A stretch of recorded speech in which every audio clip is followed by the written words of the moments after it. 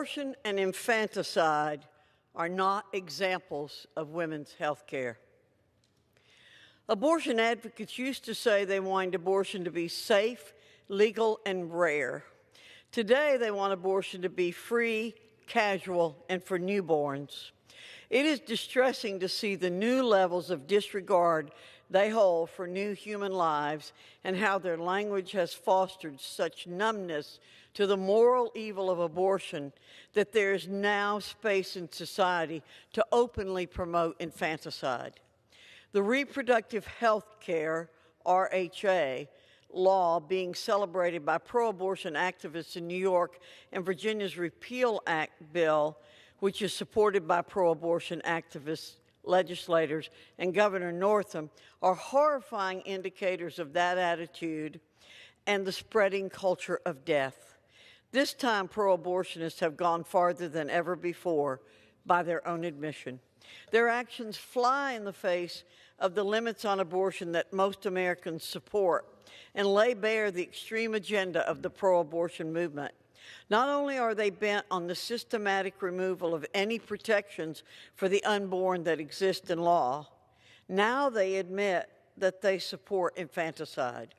The sponsor of Virginia's bill said that a baby could be, quote, aborted, end quote, i.e. murdered as he or she is being born. This should be a moment for reflection on the reality of the atrocities being committed in the name of so-called women's health care. These extreme and disgusting advances by abortion advocates expose the reality of our culture's view of human dignity writ large. Society can't allow these actions to go unchallenged and still believe that the culture supports human dignity. With their language, abortion advocates have been successful at dehumanizing the unborn and devaluing human life itself. The Repeal Act would further ensure that the life of a child remains unseen by repealing ultrasound requirements and the state's 24-hour waiting period before an abortion. It's as though society's ignorance is bliss mentality is a requisite for abortion advocates' agenda to strip unborn life of protection. Thanks to the tragic decision of Roe v. Wade, abortion can be performed in the U.S. in all 9 months of pregnancy for any reason related to a mother's health.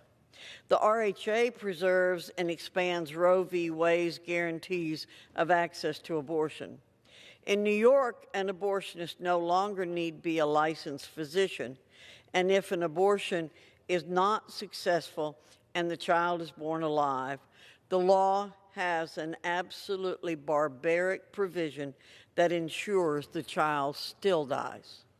The RHA repeals Section 4164 of New York's public health law.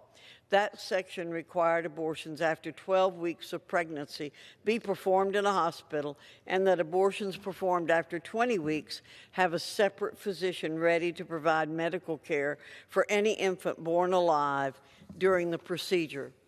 This repeated action also protected children born after a botched abortion and required records to be kept of the infant's medical treatment.